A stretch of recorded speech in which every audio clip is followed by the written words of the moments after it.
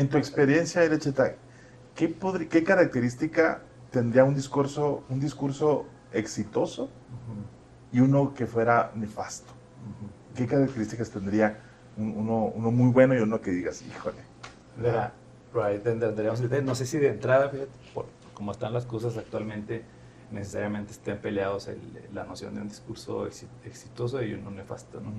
Porque un discurso nefasto no puede ser, ¿cómo decirlo? No sé si más o menos lo estás pensando así. O sea, nefasto hasta en términos políticamente. La verdad, la pregunta cada cosa que piensas. Porque la verdad... ¿Por qué lo dices? Pero si la dices, o sea, se vuelve viral, ¿no? Sí, claro. Entonces uno podría decir, bajo estos criterios, que ese discurso nefasto resultó memorable y exitoso. Pero no te digas, más o menos quiero entender lo que dices.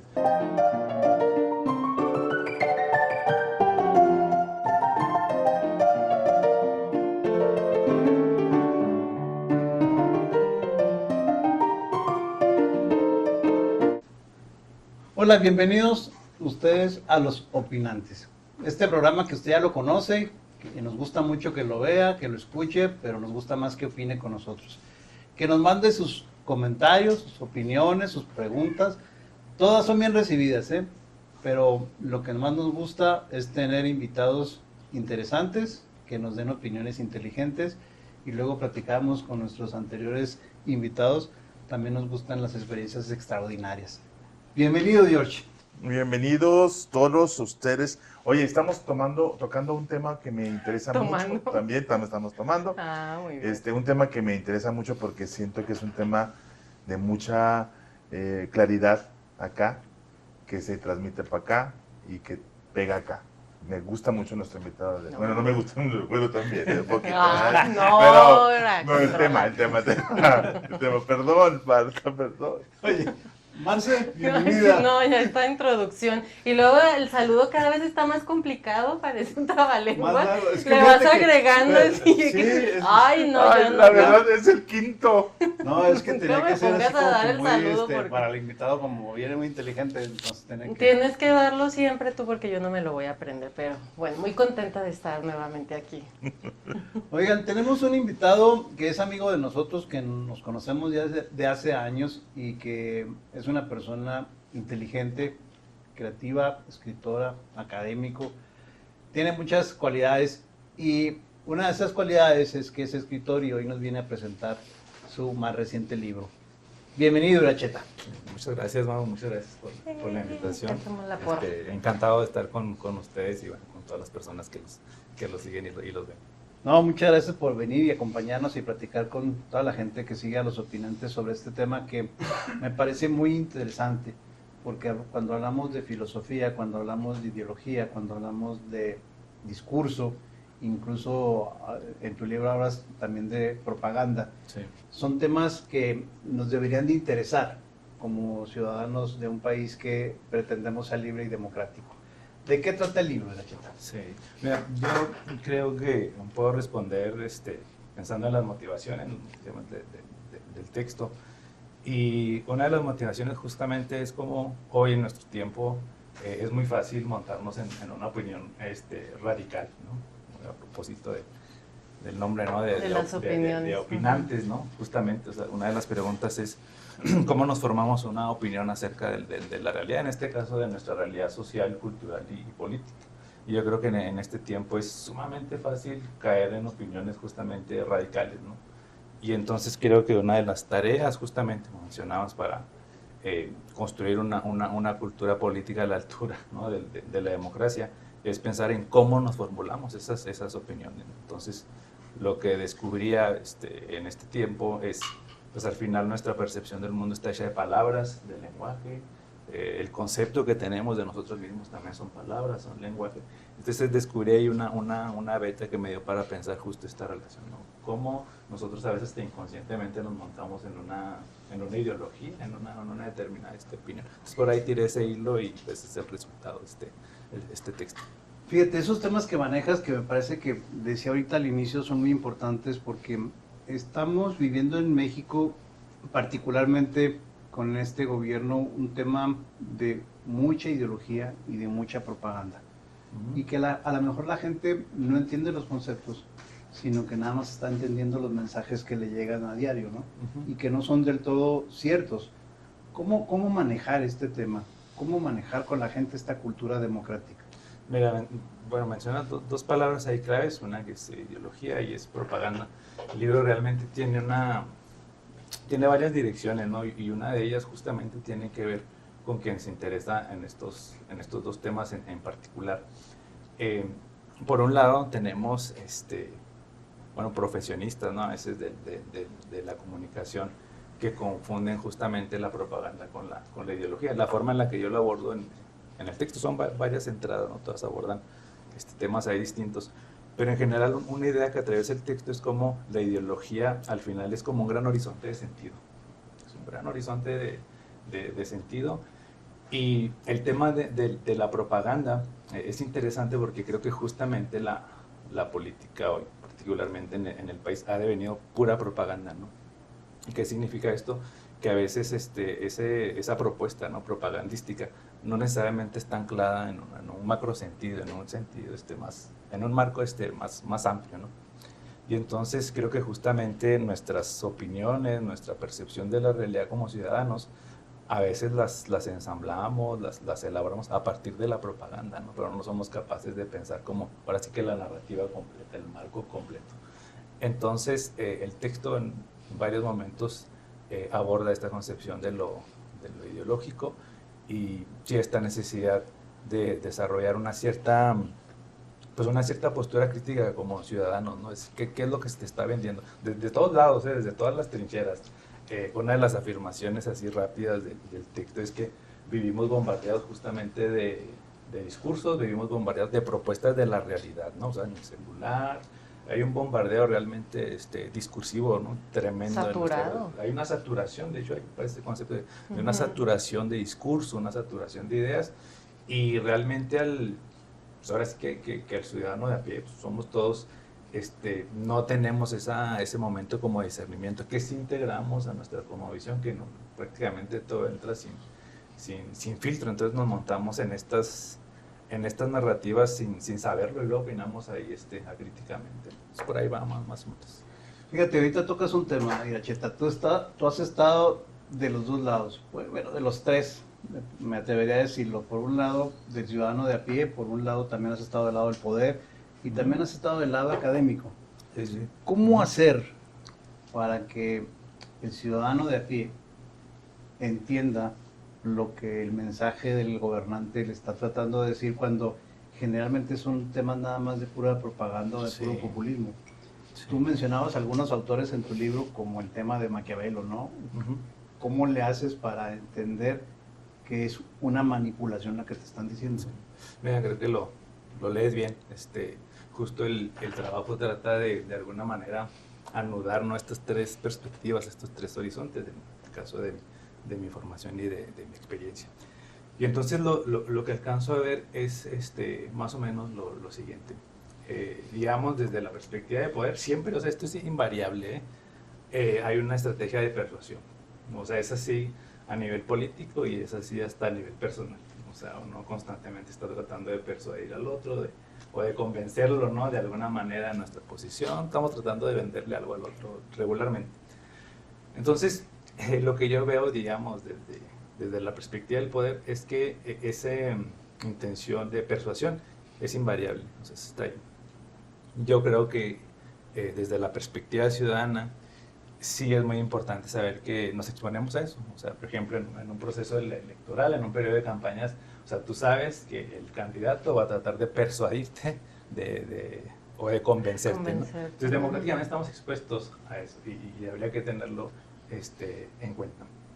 Lo otro es que, en efecto, lo que se nos va a ofrecer es una determinada visión, si quieres, del futuro. O sea, discursivamente, políticamente, lo que se ve es una perspectiva de futuro, una esperanza, ¿no?, a propósito de algo.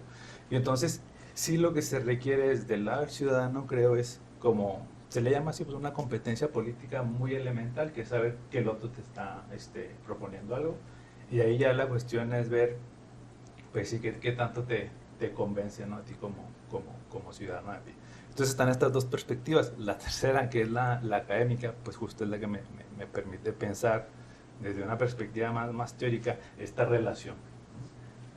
La verdad es que hice un esfuerzo en el texto de, digamos, anudar varias perspectivas, ¿no? Porque ese ejercicio de persuasión es algo que cala profundamente en nosotros, ¿no? Es hasta una cuestión ahí neurológica importante. Entonces el texto de momentos toca estas tres fibras, ¿no? Una parte filosófica, una psicoanalítica, incluso una neurocientífica, para explicar cómo incorporamos nosotros ese lenguaje, esas palabras, ¿no? Fíjate, en una de las afirmaciones del texto es que al final una ideología que triunfa, una propuesta que triunfa, es porque logra venderte a ti un sistema de palabras. El momento en el que tú empiezas a decirte a ti mismo dentro de ese sistema de palabras, pues ya triunfó. Entonces por eso nosotros podemos ver, ¿no? Hasta en las discusiones de Facebook, que la gente habla con determinadas palabras. Pero lo que está diciendo es que allá hay un triunfo de las palabras, del sistema de palabras, y entonces hablamos de una ideología que es triunfante, y es bien tremendo, porque ese sistema de palabras al final lo utilizamos para decirnos a nosotros mismos. Entonces hay una propuesta ahí al final, por eso como la noción de existencia, que es más que tanto yo puedo resistirme a esas palabras, ¿no? Para decirme a mí mismo, para decir mi entorno. O sea, es un tema, digamos, la ideología que es abordada en ese tónica existencial y de sentido. O sea, al final la ideología no es algo que dice nada más las cosas externas, me dice a mí mismo, y esa es la bronca. Porque como me dice a mí mismo, pues yo voy y me peleo con el otro, ¿no? Porque sí, lo que está en juego casi es el sentido de mi vida, pero no me doy cuenta que en realidad pues, una propuesta ideológica está ahí. Oye, pero entonces los gobiernos o los sistemas populistas utilizan este sistema de palabras que tú mencionas en tu libro, pero cuidando las palabras que el ciudadano quiere escuchar, claro, no necesariamente las que necesitan.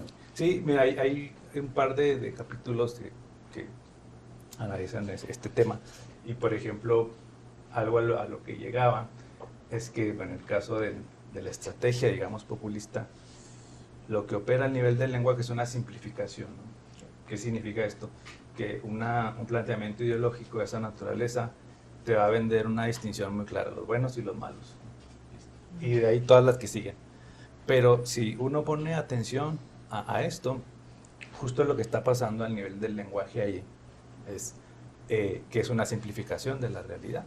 Pero fíjate lo interesante de esto, o sea, ¿por qué una simplificación como esta tiene tanta eficacia en las personas? Bueno, justamente porque te ahorra el trabajo de pensar la realidad. Como te dice, esto es blanco y esto es negro, a ti como sujeto te ahorra el momento de pensar con lo que te conviene y de ver los grises, ¿no? Pero como ya hay un aparato ahí del lenguaje que hace esta chamba por ti, pues entonces te das con eso. Y eso se explica filosóficamente y eso se explica neurocientíficamente, ¿no? El cerebro lo que hace en su mayoría es tratar de eliminar las ambigüedades de nuestro entorno y de nuestra realidad. Entonces, si ya de por sí estamos orientados de esa manera en la realidad y viene un sistema de palabras que te dice, mira, esto es A y esto es B, y así es como tienes que entenderlo. Entonces te adhieres de una manera, digamos, muy fácil, pues a ese sistema de palabras, ¿no? Y yo creo que, insisto, es una tendencia muy presente a esos radicalismos, porque te simplifica la realidad y entonces tú te montas en eso. Dices a los demás desde ahí y te dices a ti mismo desde ahí. Entonces creo que eso es un problemón. No viene de lo siniestro, viene de un lenguaje, ¿no? De una dinámica. Sí, pues mira, puedes mencionar lo siniestro, o sea, justamente lo siniestro lo designamos a partir del lenguaje, y entonces ahí lo tremendo es que a ti se te da el código del lenguaje para decir que es siniestro y que no, que es blanco y que es negro. Que es bueno y que es malo. O sea, es algo más profundo, pues. Porque para el que te lo dice no es siniestro. Y entonces otra vez el éxito de un planteamiento ideológico consiste en que tú precisamente logres decirte de esa distinción, si quieres, de lo siniestro, lo no siniestro, y que tú estés absolutamente convencido de eso. Entonces, pero si se fijan, es una operación como muy, muy profunda en el sujeto. Y es que en serio mi punto de partida fue cómo podemos ser tan radicales pues en el ámbito público, ¿no? Cómo es que realmente logramos pensarnos a nosotros mismos desde un sistema de palabras que al final nos es ajeno, pero lo hemos incorporado, ¿no? Y pensamos y actuamos desde ahí. Y va cambiando, es decir, tú eres una persona que es experta en discurso.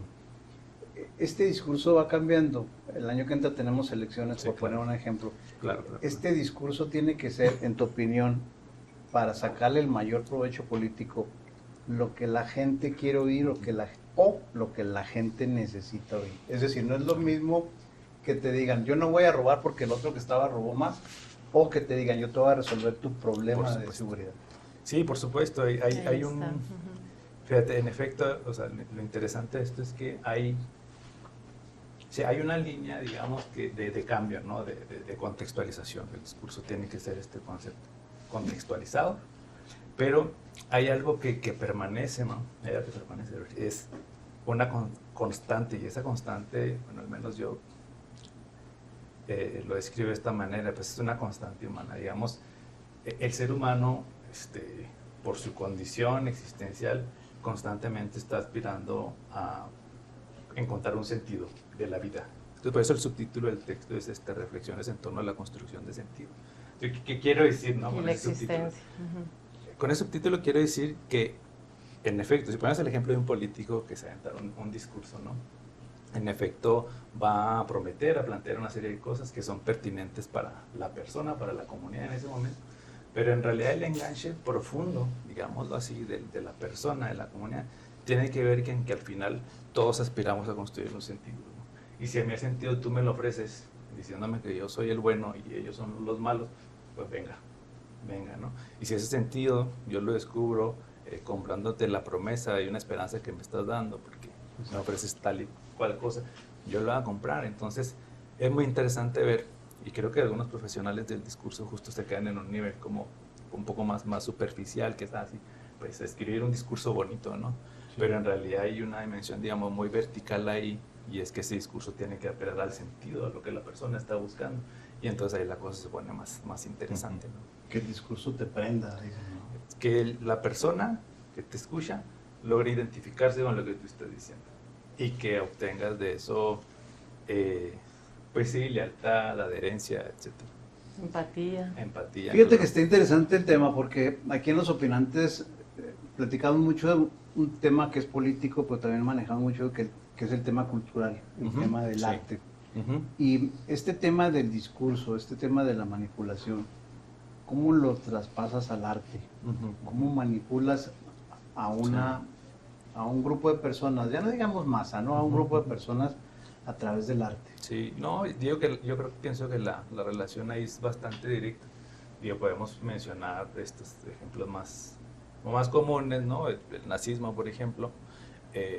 O sea, el tema de la propaganda ahí tuvo un elemento estético sumamente importante, ¿no? Creo que el enganche con el tema estético, con el arte, es también bastante simple. Al final, el ser humano es un ser profundamente simbólico. Ahorita que mencionaba George, o acá colación esta palabra de los siniestros, es clarísimo, ¿no? No sé, en los carteles del nacionalsocialismo era muy claro cómo retrataban, por ejemplo, al judío, ¿no? Por poner estos ejemplos como más conocidos. Y entonces resulta que a través de la imagen, a través del arte, pues justamente también es muy fácil posicionar una determinada interpretación ideológica de la realidad. De hecho, es quizás la más eficaz. Yo creo que ahora se hace de otra manera, pero es la más eficaz. O sea, en la medida en la que tú puedes incorporar en el otro una determinada representación, muy plástica, otra vez, el judío es esto, que había carteles, ¿no?, que decían hasta el judío de esto, y incluso lo animalizaban, ¿no? Entonces es un recurso ahí complicado, ¿no? A través del arte, del símbolo, de la representación, anclado en lo ideológico, que es muy fácil de comprar. Es muy fácil de comprar. Pero fíjate, está interesante, justo veníamos platicando en carretera, cómo la propaganda es tan fuerte que en el tema de lo que mencionas tú del nazismo, cómo manejaban las cosas de una manera en donde te convencían que eran los buenos, en donde decían, es que los judíos son los malos y nosotros somos los buenos. Pero luego viene la contraparte, que posguerra, claro, tú ves toda la propaganda acá, y porque la mayoría de los libros que hay de la Segunda Guerra Mundial o son escritos por judíos o son patrocinados por judíos. Entonces, pues evidentemente también ahí hay un sesgo de propaganda, ¿no? Mira, ahí el tema es, otra vez la cuestión de a quien les es posible articular la narrativa es el que tiene la versión poderosa de la historia. Entonces creo que eso es algo que como ciudadanos debemos distinguir muy bien en todos los niveles. Otra vez, quien gana el poder sobre la narrativa y sobre la palabra es el que tiene posibilidad de instaurar la verdad, ¿no? Y entonces, partiendo de esta capacidad de la narrativa para tener poder, es de donde vienen las mañaneras. Porque controla la narrativa diaria. Mira, indiscutiblemente, desde una perspectiva, si quieres, muy comunicacional, o sea, invariablemente hay un trabajo ahí de construcción de narrativa. Hay que decir que yo creo que no nos equivocaríamos, decir que hay éxito, ¿no? Justamente porque es una estrategia diaria, ya por años, masiva, y entonces narrativa. Y aleccionadora. Es una pedagogía, absolutamente, pero insisto, o sea, en realidad esa labor como muy pedagógica y de construcción de narrativas, o sea, en todos los niveles, lo que hacemos o lo que estamos viendo ahora, estamos siendo testigos del triunfo de una narrativa, es como el capítulo 3 o 4 del texto. De hecho, hay un análisis del documento fundacional del partido de Morena por ahí, y que habla justamente de cómo se construye, cómo se ensambla esta narrativa. Pero sí. Y que perdón. Bueno, no, ahorita yo estaba pensando justo como en la construcción de tu libro, ahorita que mencionas que está dividido en capítulos, no sé si puedas hablarnos también un poco de cómo fue la construcción y el desarrollo de toda la narrativa que incluiste. Sí, la construcción de este texto, bueno, para mí fue pues soy el autor, ¿no? Pero fue muy, muy apasionante porque lo que hice fue construir capítulos como muy breves, muy compactos. Una de mis intenciones también fue salir un poco como de la escritura estrictamente académica, ¿no? O sea, una de mis intenciones en este texto expresas fue esa. Y entonces son muchas entradas, muchos capítulos, pero todos breves. Un poco la intención de casi toda la primera parte, que es la mayor parte de los capítulos, sí están completamente concentrados en hablar o analizar cómo se construye narrativa, ¿no? Y al final hay una parte más existencial, más hasta de cierta introspección, ¿no? El último capítulo particularmente. Pero en general todo es analizar cómo se articula la narrativa, justamente cómo hay por ahí un capítulo que habla del contagio ideológico, que es cómo una ideología, un discurso logra movilizar las masas. Estos son estudios que han hecho ya otros grandes pensadores, ¿no? Pero es pertinente en este tiempo también abordarlo. Entonces, el progreso del libro es un poco analizar como conceptos muy básicos de narrativa, de ideología, de símbolos también, de cómo la ideología se parece un montón al mito. Y luego ya hay una parte de análisis muy específico, o sea, análisis del discurso. Hay un análisis de un discurso de Hitler, por ejemplo. Hay un análisis del primer discurso presidencial de Donald Trump, ¿no? Que regresó a la presidencia. Hay un análisis del documento fundacional de Morena. Y hay una parte en la que quise ser yo también muy práctico, que fue una serie de tesis, ¿no? De cuáles serían las herramientas para construir una narrativa y cuáles serían las herramientas para analizar críticamente nosotros como ciudadanos un discurso, por ejemplo, ¿no? Fíjate que esa parte está interesante porque manejas muchos autores, manejas desde Maquiavel hasta Donald Trump, o sea, tienes un abanico muy interesante de opiniones, de mensajes, de pensamientos. Didácticas. Y qué interesante, o sea, imagínate, tú que eres estudioso del tema, Iracheta, el primer discurso de Donald Trump al llegar a la Casa Blanca la primera ocasión, es completamente diferente, o debe ser, no lo he leído, pero debe ser completamente diferente a la segunda vez de su mandato. Sí. Otra vez volvemos a este tema de que es muy interesante ver cómo la construcción del discurso político pues sí demanda una contextualización, pero insisto, hay elementos como digamos muy arquetípicos que permanecen siendo los mismos, ¿no? El caso de Donald Trump pues es bastante interesante porque hay un recurso que ni siquiera es propiamente político, es mítico totalmente, cuando habla como de volver a este pasado glorioso, ¿no? Entonces, esa apelación, ese recursito de hacer grande América otra vez, y que podemos verlo de hecho en otros políticos también, es un elemento completamente mitificante. O sea, es retornar a un pasado que no sé si es representable, pero pues el político nos dice que fue extraordinario y vamos a retornar a eso. Entonces, uno de los aportes del texto va por ese lado, o sea, como el discurso político tienen una serie de elementos como muy, muy mitológicos, ¿no? El caso de Donald Trump, cuando analizo el discurso, y fíjate, esos detalles son difíciles de ver a superficie, ¿no? E insisto, un analista del discurso que nada más se ocupa de analizar la forma o los elementos retóricos, se le va a escapar precisamente que lo que está en juego ahí, por ejemplo, en el caso de Trump, es un discurso, al menos en sus campañas electorales, que pretende vender la restauración, ¿no? Ese elemento restaurador es mítico completamente, ¿no? Entonces, lo que traté de hacer fue introducir como esta variable también un tanto novedosa, ¿no? Digamos, no solo que se trata de analizar cómo se escribe un discurso retóricamente, sino las bases conceptuales, ¿no? Que al final son las que nos enganchan, ¿no? O sea, al final esas bases conceptuales. Pero fíjense qué interesante. Imagínense, Donald Trump llega al segundo mandato diciendo, vamos a regresar a la América gloriosa. Mándenlo a la contraparte de México. Si un político dice, vamos a regresar al México de antes, perderá las elecciones completamente, Sí, ¿no? se sepulta. Porque pues el discurso es muy diferente y las realidades son muy diferentes. Por eso El poder de un discurso es Total. total. Sí. Oye, Irechita, cuando construyes un discurso, ¿qué tanto de ti se queda en él? ¿Qué delgada es la línea de decir, te estoy haciendo un discurso a ti, pero desde mi proceso, desde mi intención, y que se convierta en algo que no es tuyo?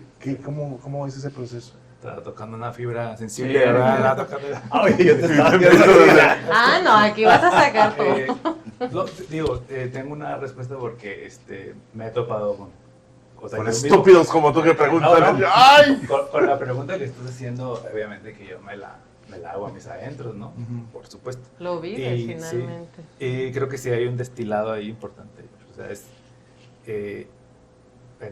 en el supuesto, en escribir un discurso, por ejemplo, para ti, en realidad mi chamba va a estar no necesariamente hablar en mis palabras, porque seguramente es un estilo, una forma de comunicar tus ideas, incluso hasta ciertos, ¿cómo decir? Ciertas palabras que tú usas comúnmente, ¿no? Y entonces en realidad mi chamba va a estar, por un lado, meterme a ese juego de palabras, ¿no? Lo que sí podría ser es cierto ángulo, cierta perspectiva, ¿no? De las cosas. Vamos a suponer que tener un discurso ahí sobre un tema escabroso, y entonces a mí me tocaría la chamba de estudiar una perspectiva pues novedosa, una perspectiva profunda del tema, que realce su persona, y luego pasarla por el filtro de la forma en la que ella normalmente se comunica. Entonces lo que queda, ahora, lo otro es que yo estoy seguro que ella también tiene sus perspectivas ideológicas particulares, tiene su horizonte conceptual, tiene su horizonte de sentido, y mi esfuerzo va a ser en hacer match, ¿no? Entonces lo que queda al final sería quizás parte de cierto ángulo de lectura, pero ese es como parte del arte, ¿no? Y yo me he hecho esa pregunta. Yo escribo, ¿no? Actualmente discursos, pero en realidad el texto, este libro lo escribí en los últimos años, también fue una suerte de labor de rescate de mi voz, ¿no?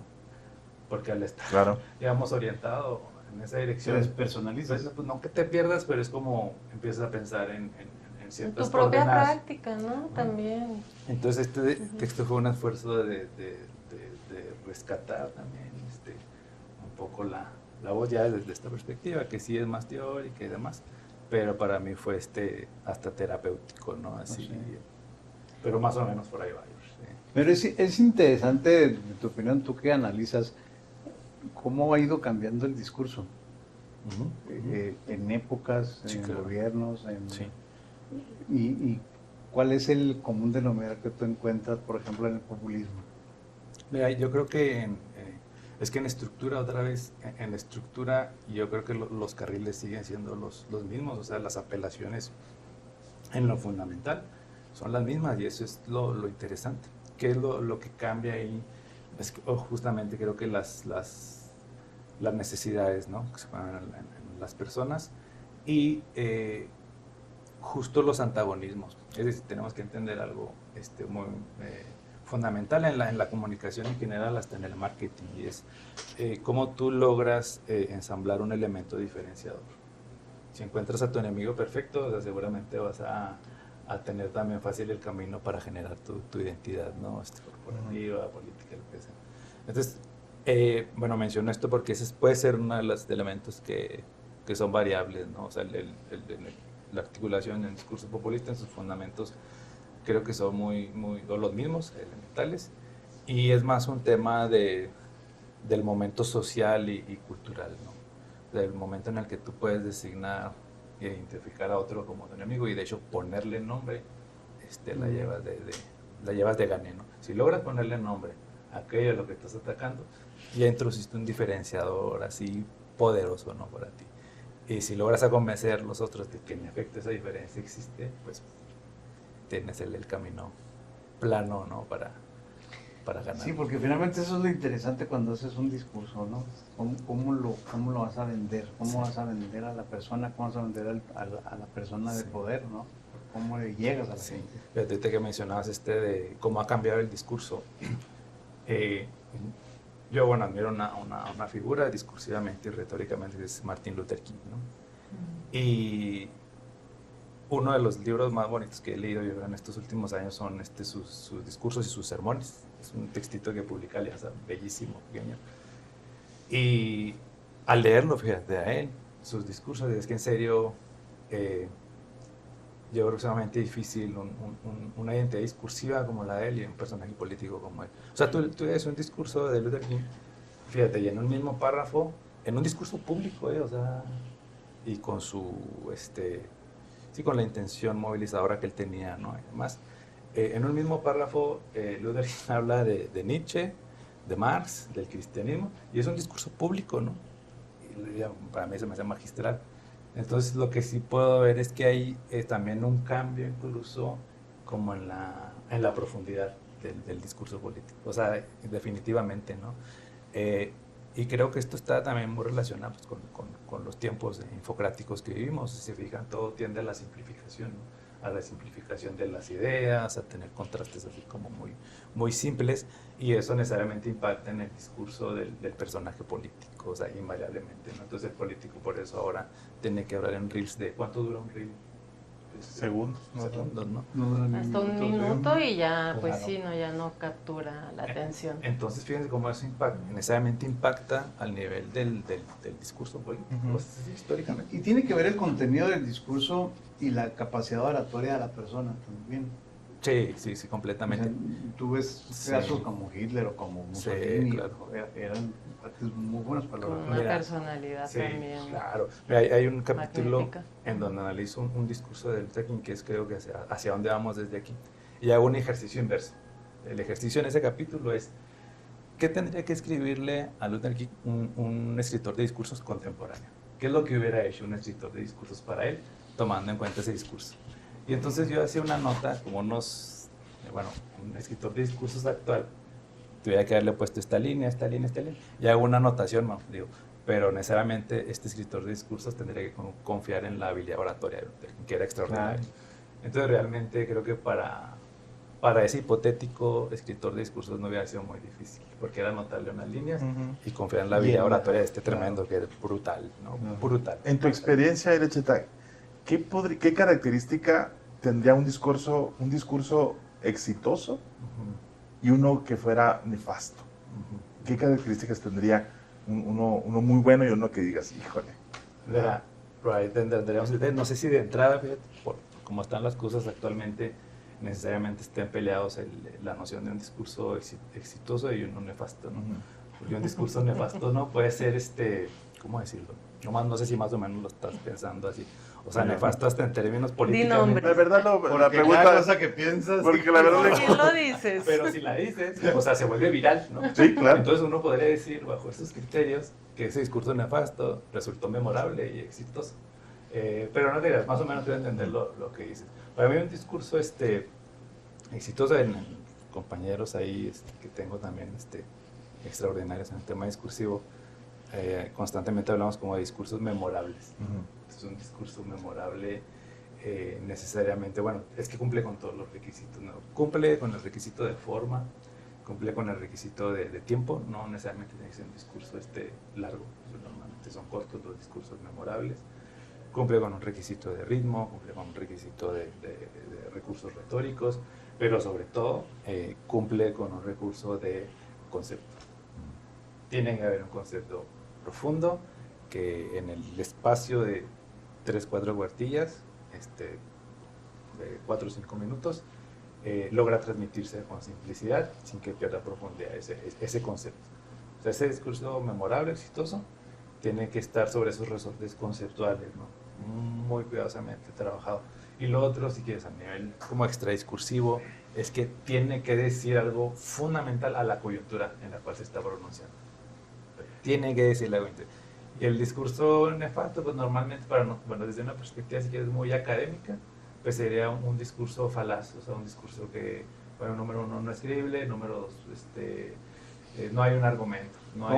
Como el PRI robó más. No te creas. Oye, pero fíjate que hay temas, discursos, tú me dirás si estoy en lo correcto, Aracheta, discursos que te digo lo que quieres oír, te digo claro, lo que necesitas oír, pero también yo creo que hay otra variable que es una que ejercía mucho Patricio Martínez. Te digo quién quiero que creas que soy. Claro. Porque los discursos de Patricio Martínez eran muy buenos, pero eran larguísimos, porque siempre metían temas históricos. Okay. Patricio Martínez te puede estar dando un discurso para inaugurar una escuela de preparatoria, hablando de la historia de Chihuahua, y duraba 40-45 minutos. Eran muy buenos, claro, pero a lo mejor no era el momento, no era el tema, ¿no? Vamos a escribir discurso. Sí. Es que dice algo muy importante, que es, te dicen quién quieres que creas que soy, ¿no? Por supuesto, o sea, al nivel de la palabra y del performance, o sea, no solo a nivel del discurso político, sino en el discurso cotidiano, estamos tratando de decir a los quiénes somos, ¿no?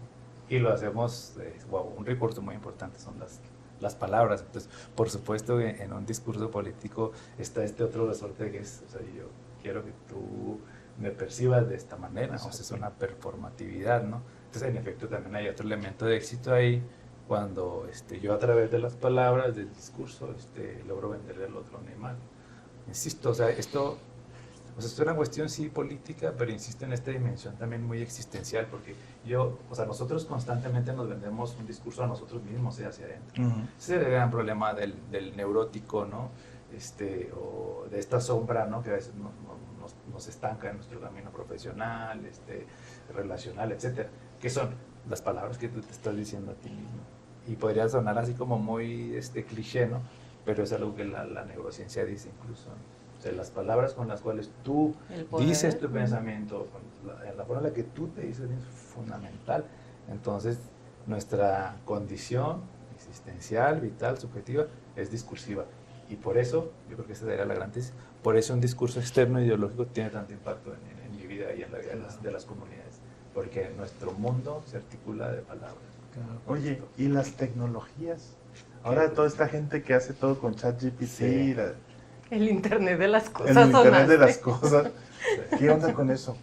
Mira, yo creo que es una herramienta extraordinaria, a mi juicio, ¿no? En términos de discursivos y demás. Pero justo creo que lo que todavía no se alcanza del todo en ese tema en particular es como una dimensión más creativa en el sujeto. Yo también puedo verlo, doy clases en la universidad, y lo es muy interesante ver que sí, en efecto, el chat te puede hacer la tarea, ¿no? Pero para que haga bien su chamba requiere de buenas preguntas. Si tú no eres capaz, fíjate, de articular una pregunta precisa y bien formulada, ya no sirve de mucho. Entonces, en realidad volvemos a la misma necesidad de inicio, y la necesidad de inicio originaria es nuestra condición para formular pensamiento, ¿no? Y el pensamiento se formula a través de preguntas. O sea, en la medida en que no seamos capaces, tengamos ese nivel de profundidad para hacer las preguntas adecuadas, realmente esta herramienta no nos ayuda mucho. Pensando estrictamente en el campo de las humanidades y demás. Oye, Aracheta, platiquemos del libro. Lo presentas el día 20 de agosto. Sí, sí Lo es. presentas en Armónico. En Armónico. Foro Cultural Armónico. Foro Cultural Armónico. Este es Ideología, Discurso y Existencia, de José Carlos López Iracheta, mejor conocido como Iracheta por todos. Interesante el análisis que haces, la Muy investigación que pertinente haces. en estas Muy actual. épocas. Sí, Muy totalmente. actual. Ujú. Y pues están invitados para el día 20. Se nos acaba el tiempo, George. Tenemos que cerrar el episodio. Sí. Interesante este tema. Fíjate que alguna vez leí que el ser humano era tan apasionado de la política y que esta gente que movían, que se hacían grandes masas y todo que se movían, era porque la política, estos discursos, tocaban a la identidad de cada persona y que eso los hacía construir, o sea, que se sentían construidos por medio de un partido político, por un color, por un discurso.